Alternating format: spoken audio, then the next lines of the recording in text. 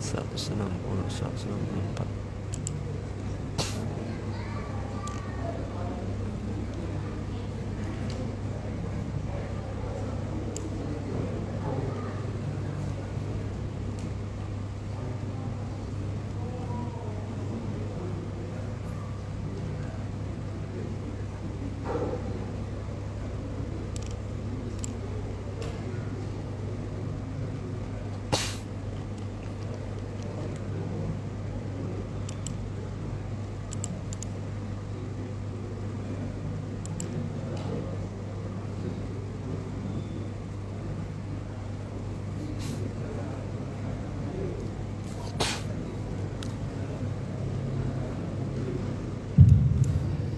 Bismillahirrahmanirrahim. Assalamualaikum warahmatullahi wabarakatuh. Alhamdulillah wassalatu wassalamu ala rasulillah wa ala alihi wa sahbihi wa mawalah, amma ba'd. Allahumma allimna ma yanfa'una wanfa'na bima 'allamtana wa dhakkirna ma nusina wa ma jahilna wa zidna ilma wa fiqha wa amala. Alhamdulillah, segala puji bagi Allah. Dengan nikmat dan taufik dan inayahnya kita dapat bermajelis bersama, yang insyaallah ta'ala kita akan lanjutkan materi pembahasan kita di ayat 164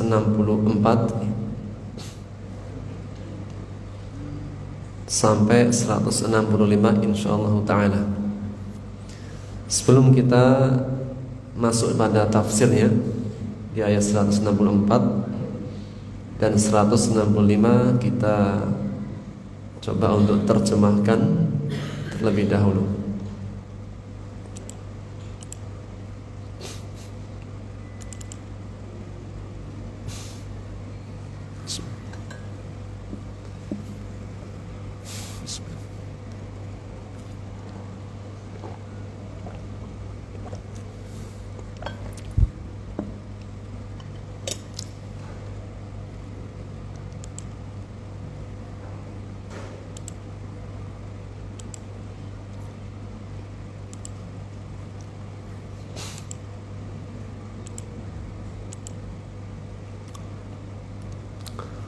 Baik,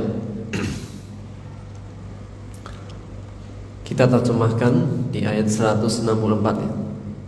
Dan sudah kita terjemahkan di pertemuan yang lalu, namun kita murojaah ya. Bismillah, la, sungguh, qad, benar-benar, laqad, sungguh, benar-benar, mannallahu, man, memberi karunia. Salah satu di antara nama-nama Allah adalah Al-Mannan, Maha Pemberi. Alal mu'minin, atas atau kepada orang-orang beriman. Ketika ba'atha, mengutus ya. Ba'atha atau arsala, mengutus, mengirim. Fihim,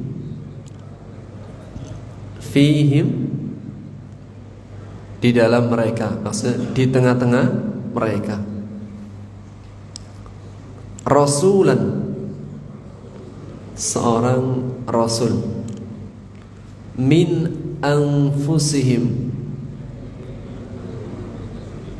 dari diri mereka sendiri. Maksudnya dari diri mereka sendiri. Satu, dari Quraisy. Dua, manusia. Maksudnya dari diri mereka sendiri, dari bangsa manusia. Karena inginnya orang musyrik nabinya atau rasulnya dari bangsa malaikat. inginnya orang musyrik itu kalau dikirim rasul, rasulnya harus dari bangsa malaikat. Kalau manusia kurang level, Pak.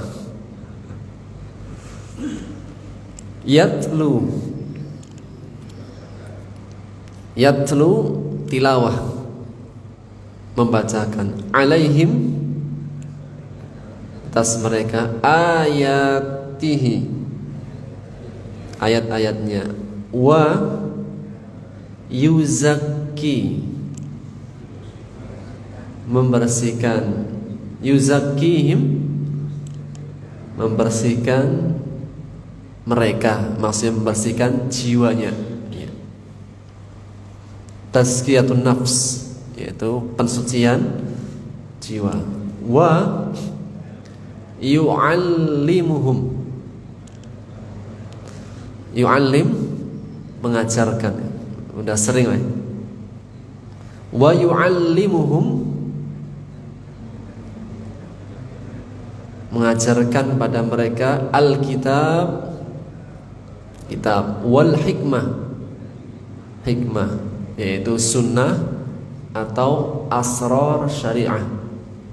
Mana hikmah itu satu, sunnah. Yang kedua adalah asrar syariah, rahasia-rahasia syariat. Wa in,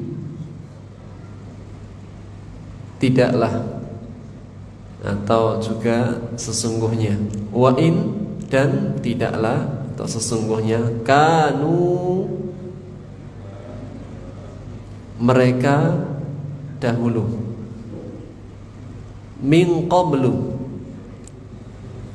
dari sebelumnya, la, sungguh, fi dhalalim mubin, dalam kesesatan yang nyata. Keadaan orang-orang Quraisy atau manusia pada umumnya dalam keadaan tersesat, ya.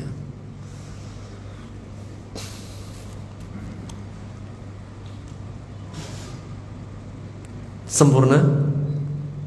Laqad manallahu 'alal mu'minin, sungguh benar-benar Allah telah memberi karunia kepada orang-orang beriman ketika Ia mengutus di tengah-tengah mereka seorang rasul dari diri mereka sendiri yang membacakan kepada mereka ayat-ayatnya dan mensucikan jiwa mereka dan mengajarkan kepada mereka Alkitab, Al-Quran dan hikmah. Dan tidaklah atau sesungguhnya dulu mereka sebelumnya benar-benar dalam kesesatan yang nyata.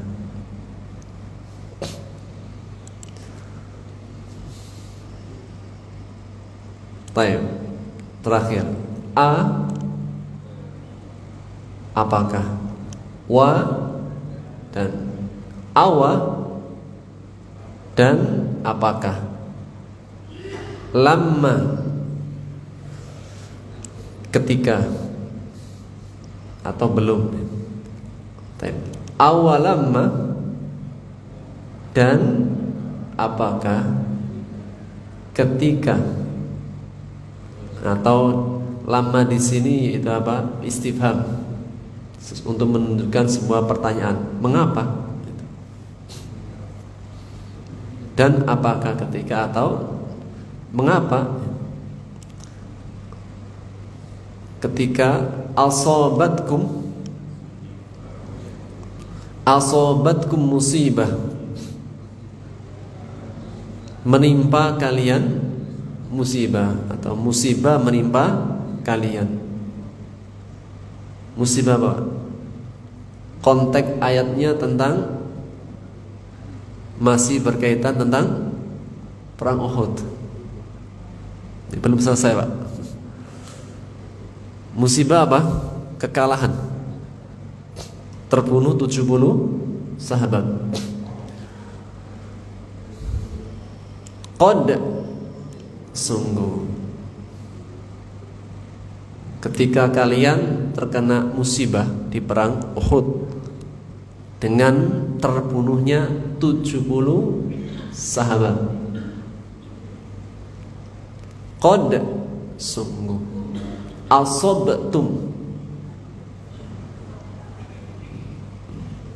asobtum, kalian telah menimpakan atau menimpakan musibah, mislaiha, mislun semisal, mislaiha dua misal, dua kali semisalnya, maksudnya dua kali lipatnya. Ha kembali kepada musibah. Jadi kalau kalian di perang Uhud hanya terbunuh 70, kemudian kalian pernah menimpakan dua kali yang semisalnya. Kapan? Perang Badar. Kan perang Badar membunuh orang musyrik 70 dan menawan 70. Kalau perang Uhud hanya terbunuh 70. Jadi secara hitung-hitungan masih menang. Namun tetap ya, kultum apa itu kultum? Kuliah 7 menit. Kultum artinya kalian berkata. Pak Mati, benar kan? Kultum, kalian berkata. Jadi ternyata kultum artinya benar Pak. Kuliah kan, berkata. Tum, kalian. Kalian berkata, anna, dari mana? Hada, ini. Jadi terkena musibah di perang Uhud, terbunuh 70 sahabat. Allah masih ingatkan, kalian dulu juga pernah menimpakan dua kali lipatnya di perang Badar.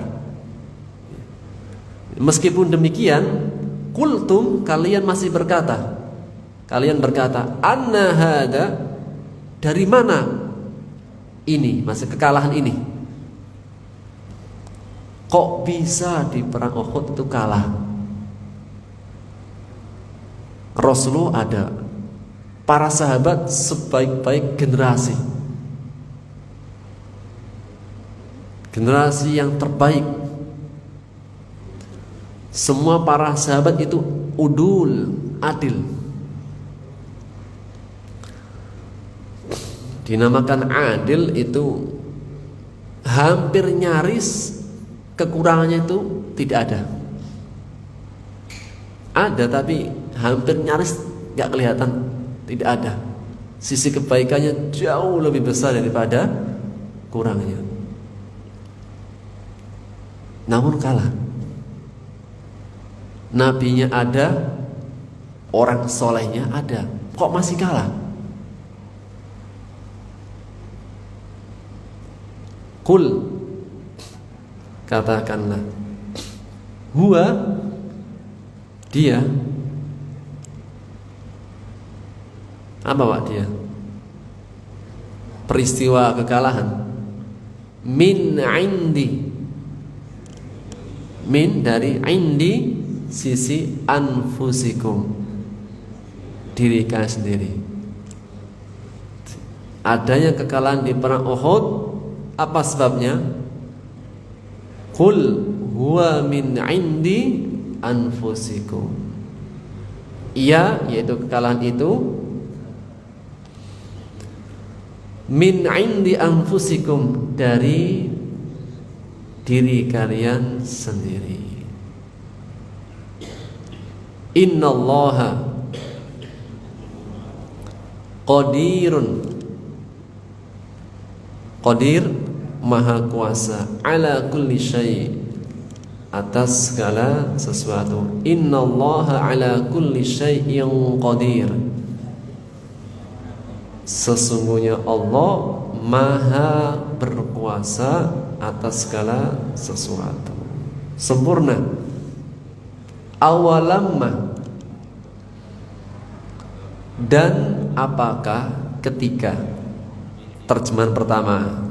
Terjemahan kedua, lamma di sini istifham. Mengapa? Dan mengapa? Awalamma, dan apakah ketika, atau istifham, dan mengapa? Asobatkum musibah, ketika kalian terkena musibah, yaitu kekalahan di perang Uhud.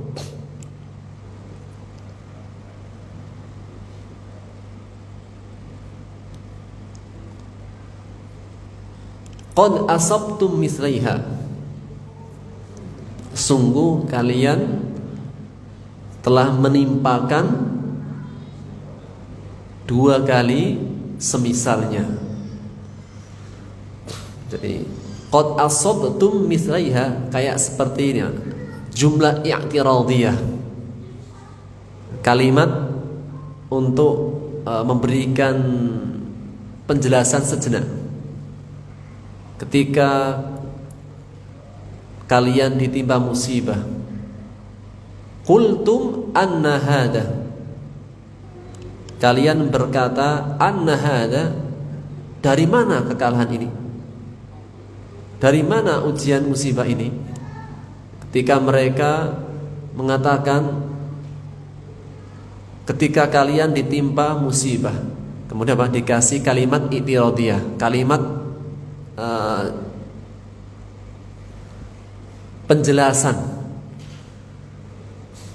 Seakan-akan apa? Allah mengatakan kalian merasa kalah.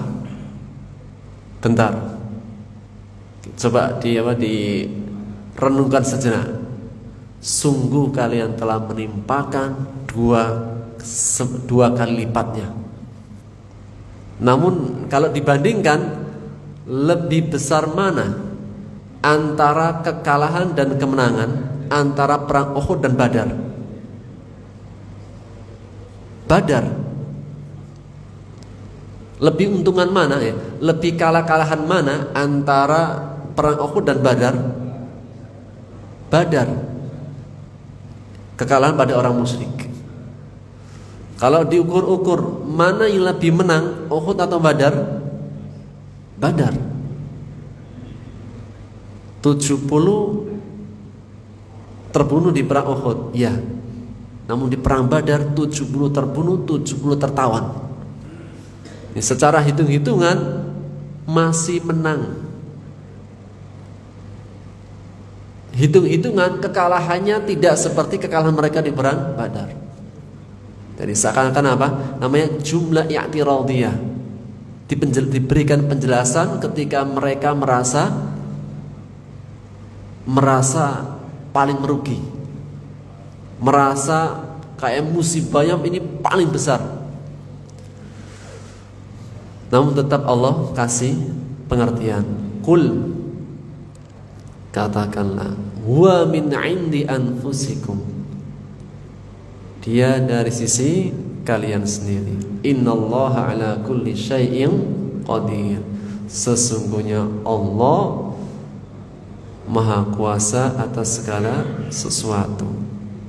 Allah jadikan orang beriman menang terus, Allah maha mampu. Namun kenapa harus ada kekalahan? Ada hikmah yang Allah inginkan.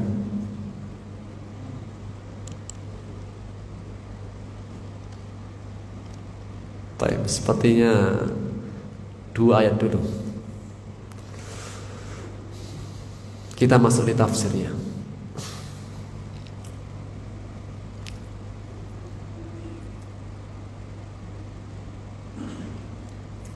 Bismillah. Firman Allah Subhanahu wa ta'ala di ayat 164. Laqad mannallahu 'alal mu'minin, sungguh benar-benar Allah telah memberi karunia kepada orang-orang beriman. Apa bentuk karunianya? Id ba'atsa fihim rasulan, ketika Allah mengutus di tengah-tengah mereka seorang rasul. Di antara nikmat yang paling besar, nikmat yang sangat besar bagi orang-orang beriman adalah nikmat diutusnya seorang rasul. Gimana Pak kiranya seandainya Allah tidak mengutus para rasul dan nabi? Silahkan cari jalan menuju Allah masing-masing. Gimana kiranya? Silahkan cari jalannya menuju Allah masing-masing.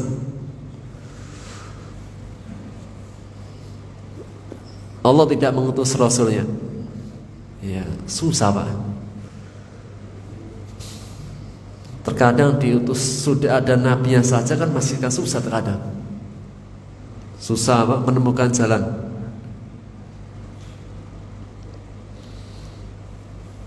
Allah tegaskan min anfusihim, dari diri mereka sendiri.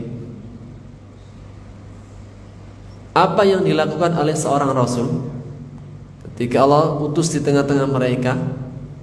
Yatlu alaihim ayatihi, membacakan ayat-ayatnya, wa yuzakkihim, mensucikan dirinya. Ini juga menarik ya. Ini juga menarik. Kenapa tidak cukup dengan dibacakan ayat?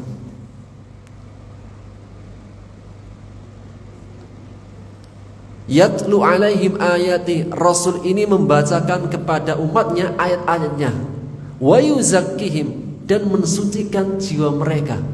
Kenapa enggak cukup dengan dibacakan ayat?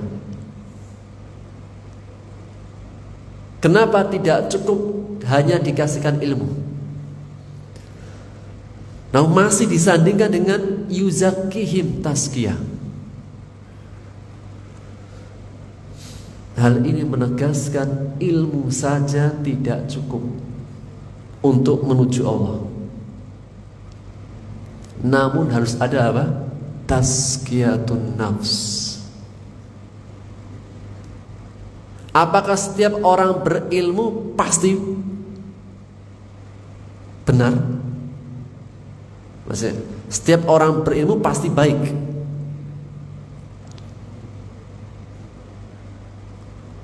Apakah setiap orang berilmu pasti baik, Pak? Ini bukan berarti kalau gitu gak usah belajar ilmu dah, bukan. Masih apa? Apakah orang berilmu tidak cukup? Tidak cukup. Harus ada tazkiyah, kesucian diri. Justru terkadang ilmu menjadi malapetaka jika di dalam dirinya tidak ada tazkiyatun nafs. Pak, biasanya yang korupsi itu orang berpendidikan tinggi atau yang tidak berpendidikan?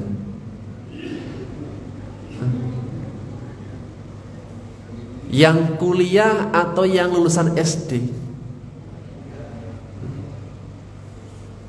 Enggak, sangat jauh lah, sangat agak mustahil Pak.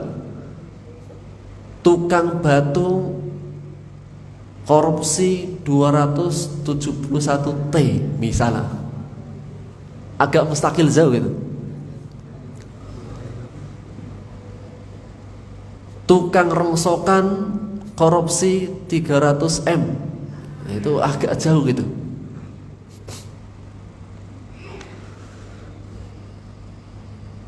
Namun biasanya yang korupsi itu ada lulusan mana gitu, ada embel-embel yang titelnya gitu. Orang yang berpendidikan, orang yang punya ilmu, namun yang kurang apa? Tazkiyatun nafs. So, ini luar biasanya Pak pendidikan Al-Quran. Jadi apa? Tidak hanya ngajari ilmu, tapi apa? Diajak tazkiyatun nafs. Diajak belajar hukum fikih, iya. Ini halal, ini haram, ini makruh, ini sunnah, ini mubah. Namun apa? Dikasih tazkiyatun nafs. Sehingga di sana Pak tercipta ilmu dan kepribadian yang baik. Contoh nih Pak, batasan auratnya laki-laki sampai mana Pak? Laki-laki pusar sampai lutut. Sholat itu kan syaratnya menutup aurat, iya kan? Batasan aurat pusar sampai lutut. Jadi secara fikih kalau ada orang sholat menutupi pusar, menutupi lutut, sah tidak? Sah. Secara fikih. Namun coba datang ke masjid, cukup apa? Tutupi pusar, kemudian tutupi lutut. Sholat ke masjid Pak.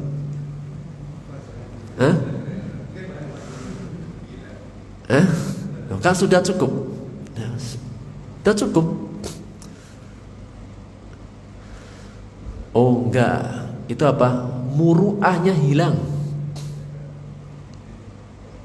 Muruah itu apa?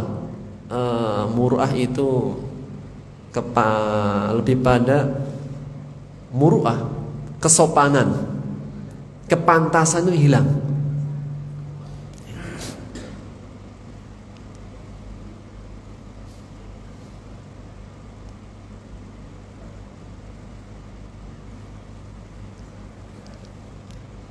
Kalau ada misal Pak, contohnya ada ustadz sholat pakai levis, boleh. Tapi levisnya levis gaya anak muda yang atasnya keboboran, bawahnya itu apa? Kecil, kayak celana pensil tak? Kemudian pakai kaosnya silet, yang apa? Enggak ada lengannya Pak, terbuka gitu.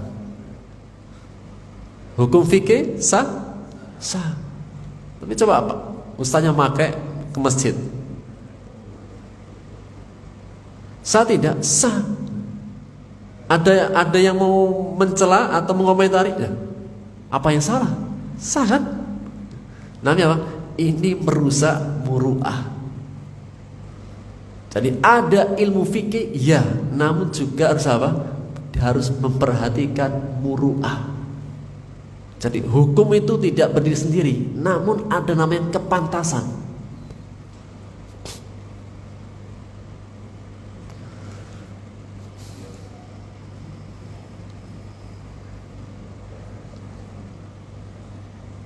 Kembali ke ayat Pak.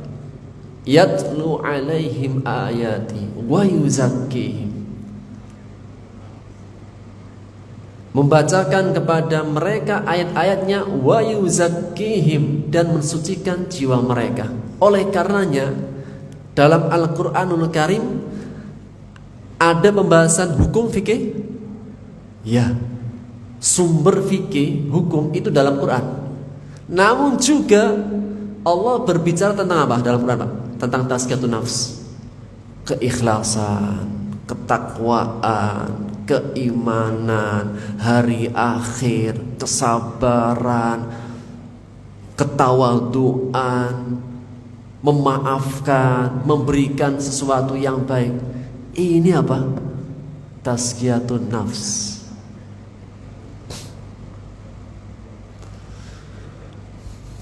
Tidak hanya hukum yang dibahas, namun juga apa? Tazkiyatun nafsnya juga.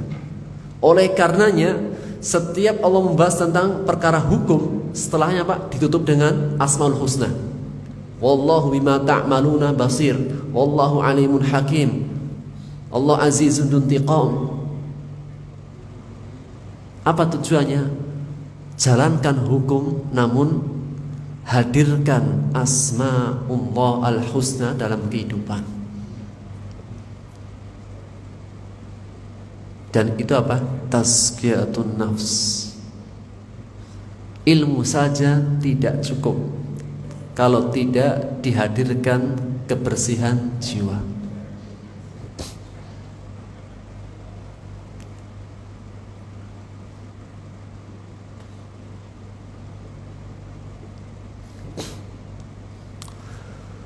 Wa yu'allimuhumul kitaba wal hikmah, dan mengajarkan kepada mereka Alkitab, Al-Quran. Wal hikmah, hikmah. Al-hikmah dua makna. Yang pertama adalah as-sunnah. Apa itu as-sunnah? Segala sesuatu yang dinisbatkan kepada Rasulullah, dari ucapan, perbuatan, persetujuan, kemudian kepribadian beliau. Ucapan, perbuatan, persetujuan, kemudian kepribadian Rasulullah sallallahu alaihi wasallam. Yang kedua, asrarus syariah, rahasia-rahasia syariat. Hikmah secara arti bahasa sendiri artinya apa? Hikmah. Hikmah artinya bijak. Secara istilah, orang ini, hikmah perbuatannya, orangnya disebut dengan hakim, bijak. Apa arti hikmah atau hakim orangnya? Kapan orang dikatakan orang yang bijak? Ketika dia bisa menempatkan sesuatu pada tempatnya. Orang yang bijak. Contoh nih Pak, diundang hajatan, walimah, kemudian disuruh memberikan tausiah, khutbah walimah. Maka di antara bentuk kebijakan, bijak di acara walimah, yaitu dengan mengutip firman Allah dari surat Ar-Rum ayat 21. Wa min ayatihi an khalaqalakum min anfusikum azwaja litaskunu ilaiha wa ja'ala bainakum mawaddatan wa rahmah inna fi dzalika laayatil liqaumi yatafakkarun. Karena acaranya walimah. Jangan ketika acara walimah, ketika saat ada yang berbahagia dengan menikah, ayat yang dikutip, a'udzubillahi minasyaitonir rajim, kullu nafsin dha'iqatul maut. Ini apa? Tidak bijak. Menempatkan ayat tidak pada momentumnya. Kapan ayat ini dihadirkan? Ketika diminta memberikan tausiah, ketika ada yang meninggal, sesuai. Apalagi pas sama acara tausiahnya ketika habis menguburkan di kuburan, ya pas lah. Kullu nafsin dha'iqatul maut, pas. Jangan saat ketika ada yang meninggal, ayat yang dikutip justru kembali, surat Ar-Rum ayat 21. Maka apa itu hikmah? Menempatkan sesuatu pada tempatnya.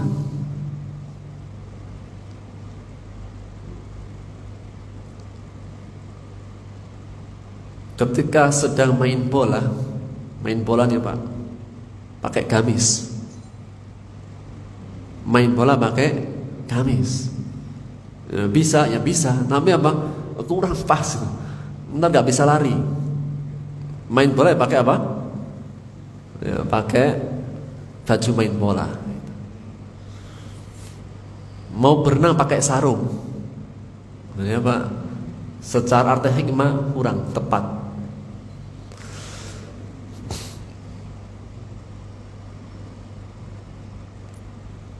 Wa in kanu min qablu, dan sesungguhnya atau tidaklah mereka sebelumnya benar-benar dalam keadaan kesesatan yang nyata.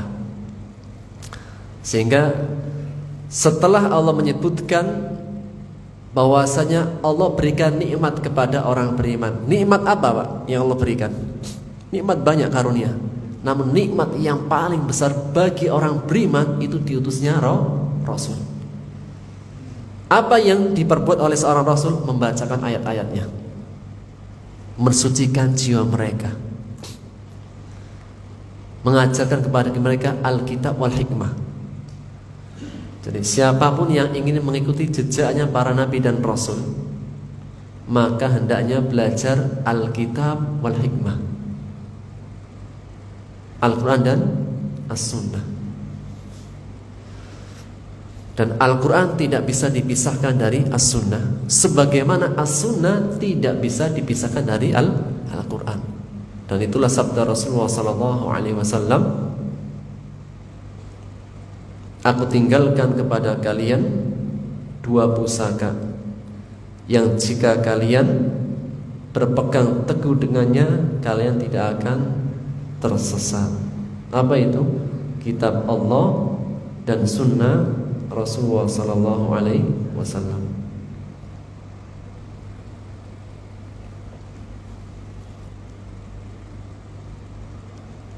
Wa in kanu min qabl la fi dhalalin mubin. Sebelumnya mereka dalam keadaan tersesat. Orang-orang Quraisy sebelumnya apa Pak yang mereka lakukan? Orang-orang Quraisy sebelumnya mereka mempercayai adanya Allah Subhanahu wa taala.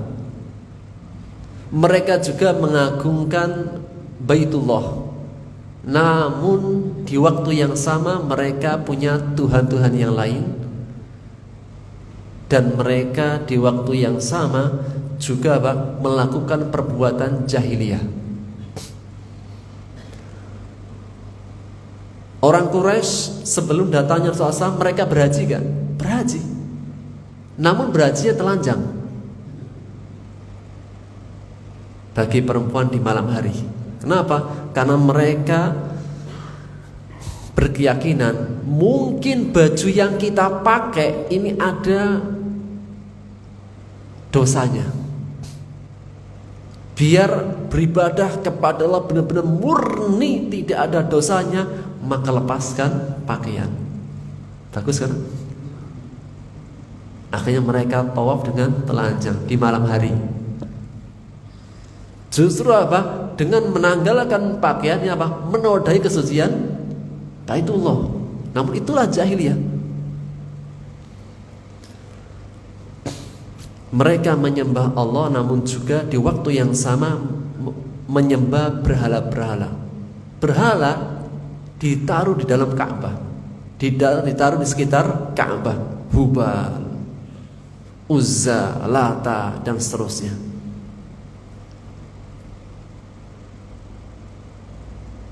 Keadaan orang-orang Quraisy, keadaan manusia pada umumnya. Keadaan manusia pada umumnya, mereka dalam keadaan tersesat. Yang ahli kitab Yahudi tidak bisa lagi dapat dipercaya.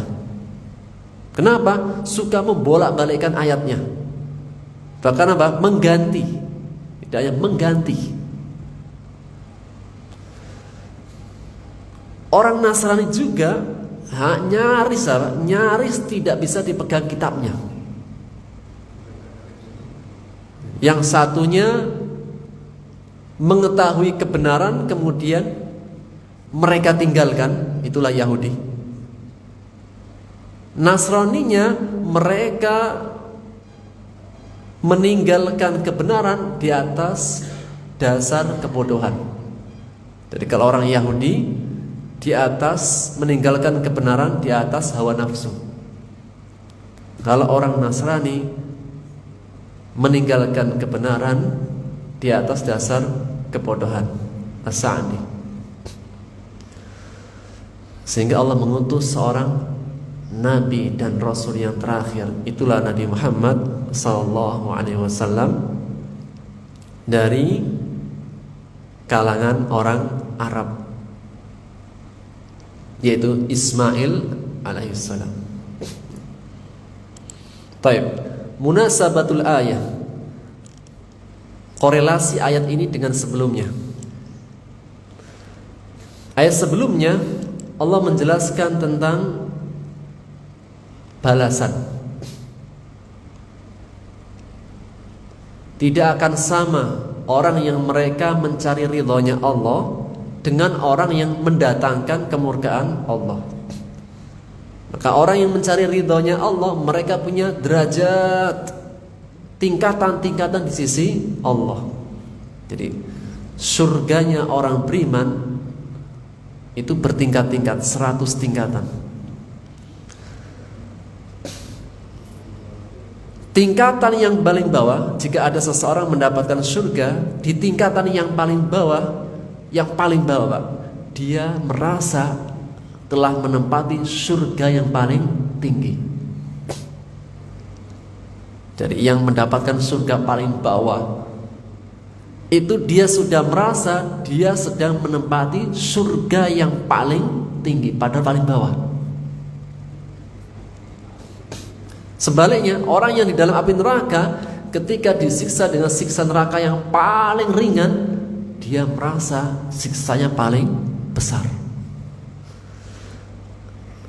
Maka ahli surga itu bertingkat-tingkat, ada yang di bawah, ada yang di atas. Yang di bawah gak bisa naik, Pak. Yang di atas bisa turun. Jadi yang di bawah-bawah surga itu gak bisa naik, kecuali jika Allah memberikan tambahan nikmat kepadanya, diizinkan. Namun yang bawah tidak bisa naik. Yang di atas, yang tinggi, merdeka, Pak. Jadi bisa ke bawah. Setelah Allah menyebutkan tentang balasan orang-orang beriman,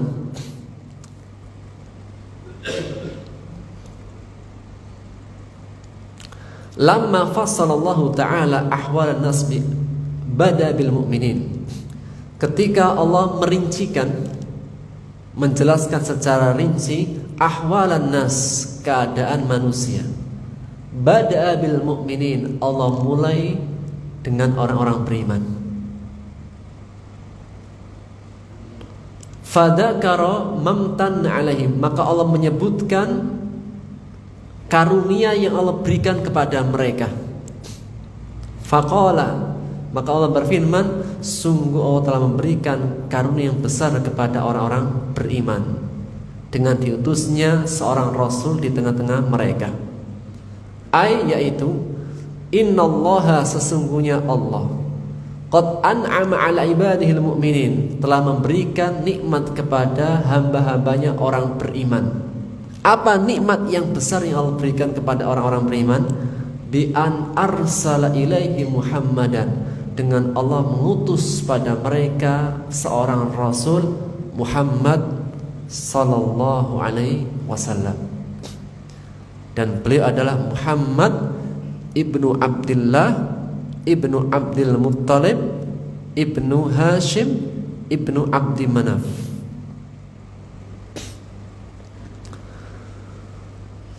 Dan nama Muhammad itu asing di tengah orang Arab sebelumnya.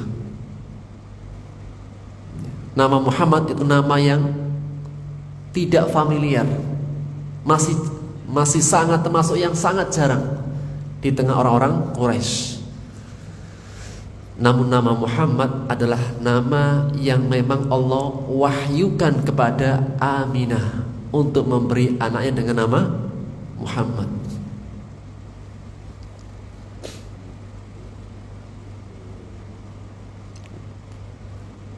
Dan ketika Aminah melahirkan Nabi Muhammad sallallahu alaihi wasallam, dalam riwayat yang sahih, ketika melahirkan beliau itu keluar dari rahimnya cahaya. Ketika cahaya ini keluar dari rahimnya, diikutilah cahaya ini kemana perginya. Ternyata apa? Perginya ke arah negeri Syam. Dan Syam saat itu adalah negeri yang dikuasai oleh Romawi dan sebagainya Persia. Seakan-akan ini cahaya akan menerangi seluruh manusia. Jika Romawi dan Persia diberikan cahaya, semuanya mengikut.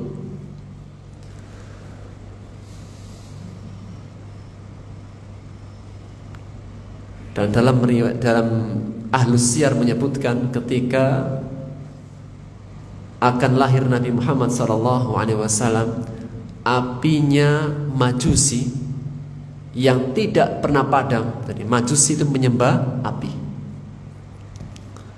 maka apinya tidak pernah dipadamkan. Namun ketika kelahiran Nabi Muhammad SAW, apinya tiba-tiba padam.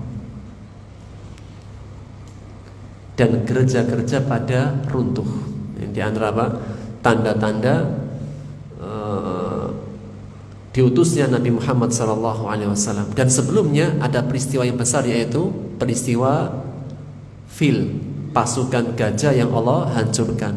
Maka 50 atau 50 hari setelah kebinasaan dari pasukan gajah, lahirlah Nabi Muhammad SAW.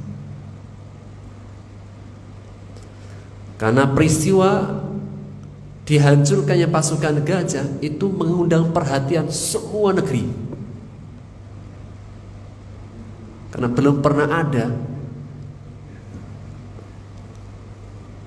pasukan gajah Allah hancurkan dengan seekor burung. Sehingga kelahiran Nabi Muhammad saja itu sudah ada mukjizat, sudah ada irsahat an-nubuwah, hal-hal yang menakjubkan dari kenabian sejak kelahirannya, dan sirahnya bisa dipelajari. Allah mengutus Nabi Muhammad SAW min jinsihimul bashari, dari jenis mereka yaitu manusia. Jadi maksud apa? Rasulam min anfusihim, seorang rasul dari diri mereka sendiri. Maksudnya adalah jinsul bashari, dari jenis manusia. Karena orang-orang musyrik itu mereka minta agar rasul nabinya dari kalangan malaikat. Ya, kalau bisa dibayangkan, Pak, kira-kira manakah yang lebih rahmat, manakah yang lebih rahmat bagi manusia, yang diikuti dari jenis malaikat atau manusia? Manakah yang lebih rahmat, lebih menunjukkan rahmat Allah? Rasulnya atau nabinya dari kalangan manusia atau malaikat? Manusia, Pak. Kalau malaikat, Pak, nirunya susah. Malaikat kalau puasa terus. Malaikat kalau sholat, mungkin sholatnya enggak sebentar, Pak. Kita 11 rakaat biasanya berapa jam? Kita kalau sholat tarawih 11 rakaat berapa jam, Pak? Berapa, Pak? Al-Ikhlas 11 rakaat 1 jam, Pak, salat tarawih 11 rakaat 1 jam. Kalau 23 rakaat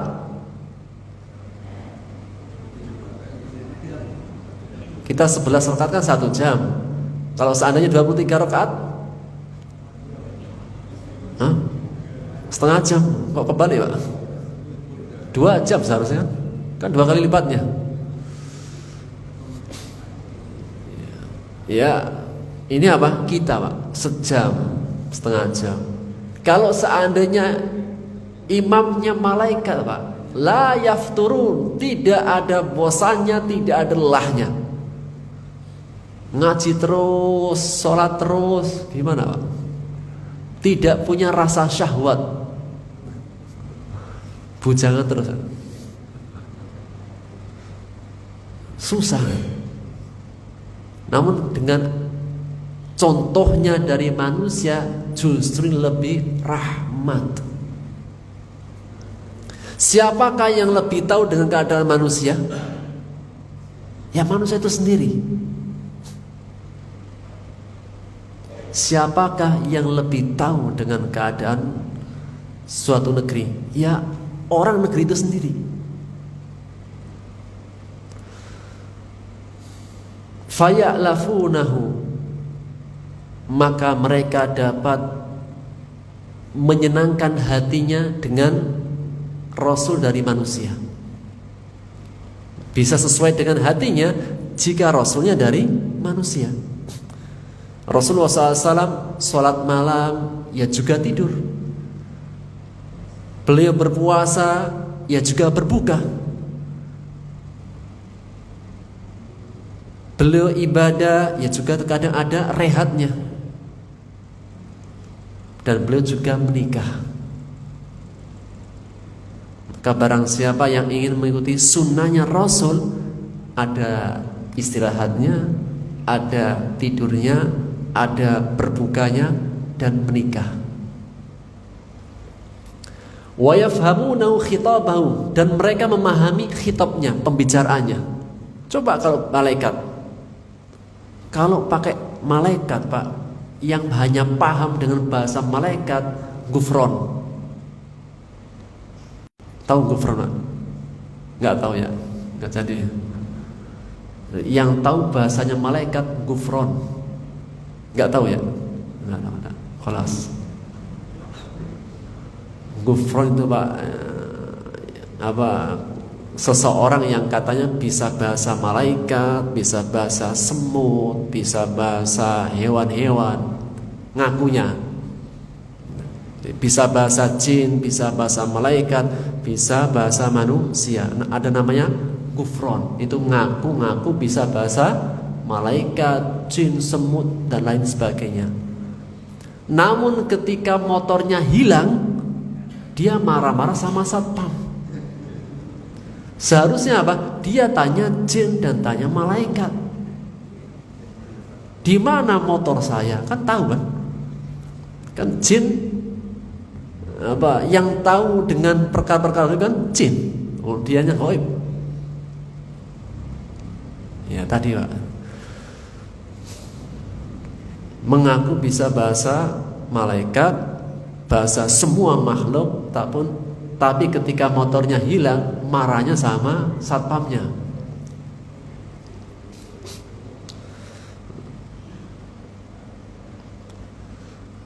Baik. Sehingga apa? Dengan jenisnya manusia, yafhamunahu khitabahu, memahami bicaranya.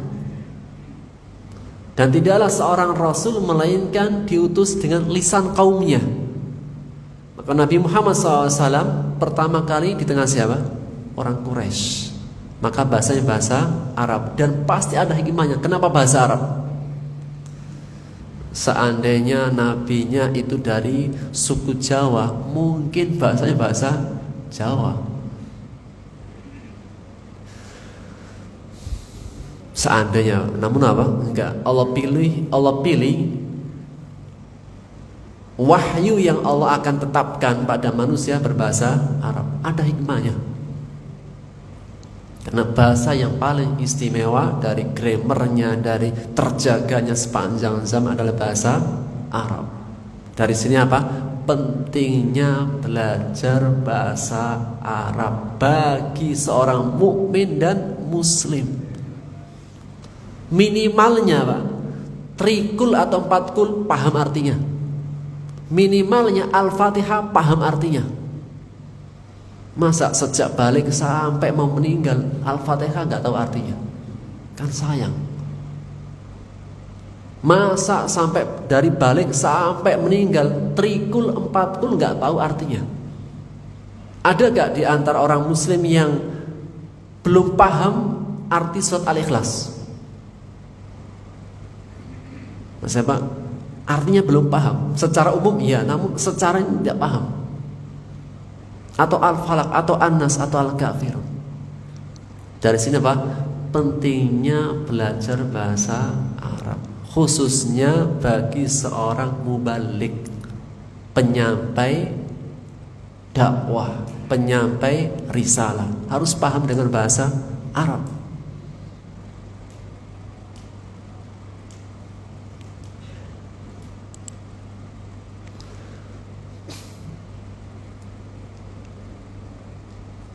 Baik.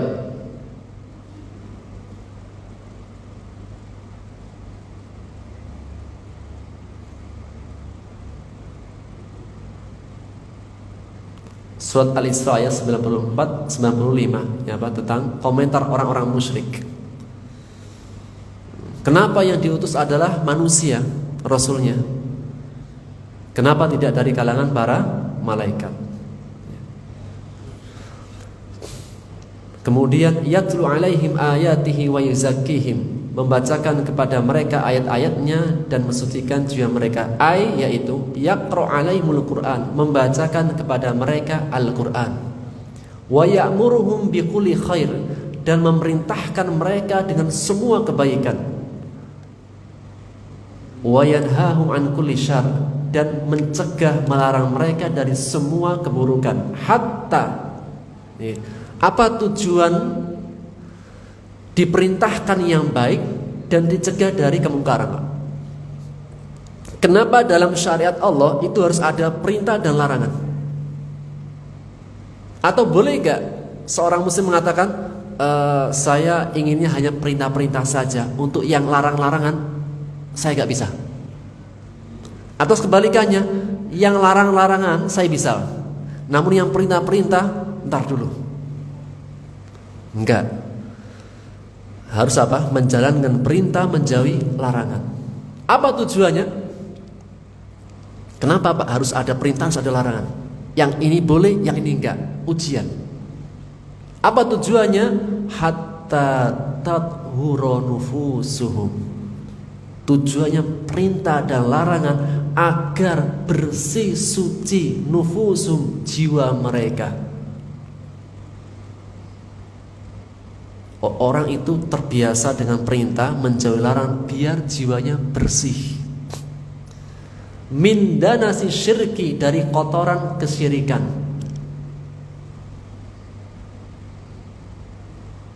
Wal ma'asi, bersih dari kotoran kemaksiatan. Warada'il akhlak, dan bersih dari akhlak-akhlak yang kecil, yang tercela. Akhlak-akhlak yang tercela. Kalau seseorang bersih jiwanya dari kesyirikan, bersih jiwanya dari kemaksiatan, bersih dan jauh dari apa? Akhlak-akhlak yang tercela, Masya Allah, luar biasa. Hubungannya dengan Allah bersih, hubungannya dengan manusia bersih, hubungan dengan dirinya bersih. Ini apa? Ini yang Allah inginkan. Jadi apa? Kalau akhlaknya bersih, nggak akan mungkin datang ke masjid nggak pakai kaos, hanya nutupin pusar. Meskipun sah, namun apa? Ini menodai kemuruah, menodai muruah, kesopanan, kepantasan hilang darinya. Sehingga ini menegaskan hukum fikih saja tidak cukup, namun juga harus ada apa? Muru'ah. Ilmu saja tidak cukup, harus ada tazkiyatun nafs. Wa yu'allimuhumul kitab wal hikmah, dan mengajarkan kepada mereka alkitab wal hikmah, yaitu yu'allimuhumul ma'anil Qur'anil Karim, mengajarkan kepada mereka makna-makna Al-Qur'anul Karim, kandungan Al-Quran itu tidak hanya dibaca. Dibaca itu langkah pertama, hafalan langkah pertama. Jadi yang memahami bahwasanya kalau sudah mumtaz tahsinnya sudah selesai, salah jalan. Kalau sudah hafal 30 juz kayak Al-Fatihah, berarti apa? Sudah sampai pada puncak. Tidak. Bisa tahsin, bisa hafal, itu di antara apa? Di antara langkah-langkah, belum pada puncaknya. Apa tujuan diturunkan Quran? Dipahami apa maksud keinginan Allah dan diamalkan. Sehingga membaca, menghafal itu langkah awal. Apa tujuan daripada membaca, menghafal? Cinta Quran, akhirnya dipelajari kandungannya, dipahami, kemudian diamalkan, sehingga menjadi seorang hamba yang Rabbani.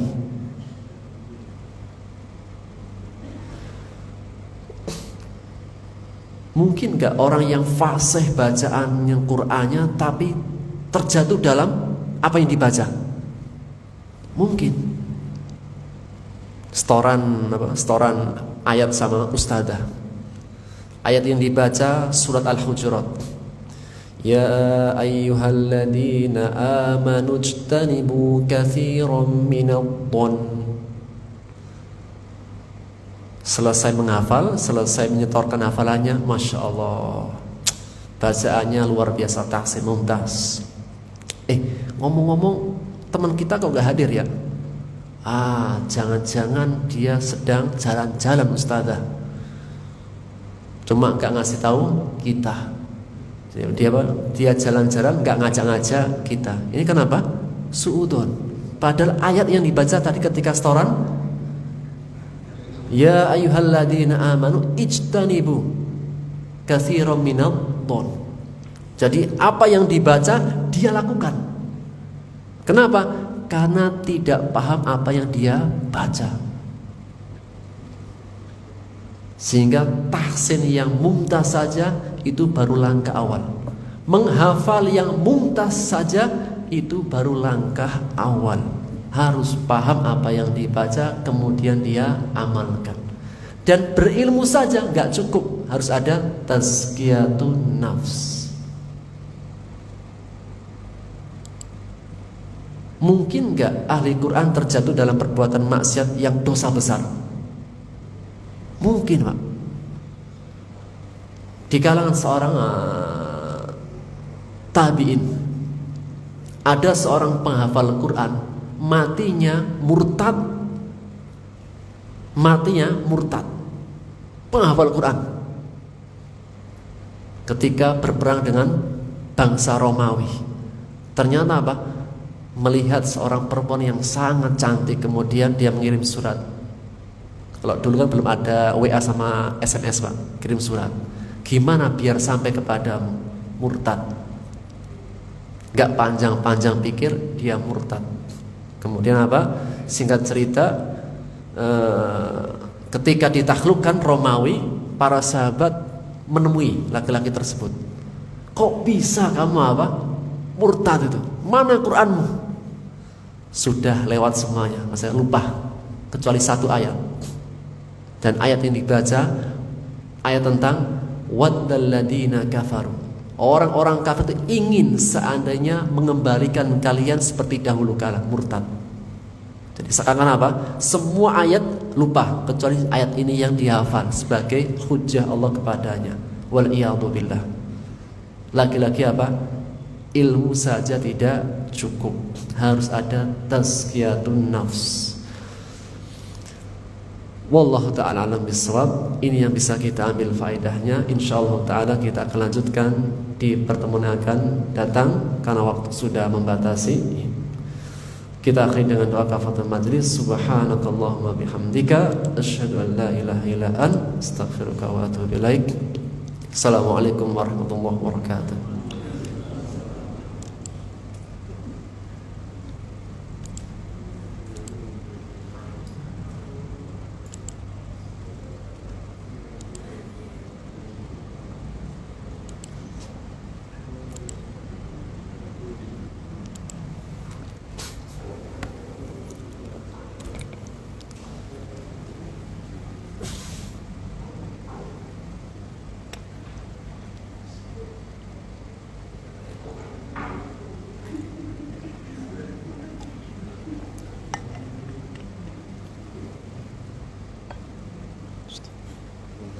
Waalaikumsalam. Siasat, Pak.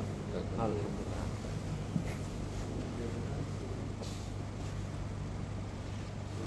Waalaikumsalam. Alhamdulillah.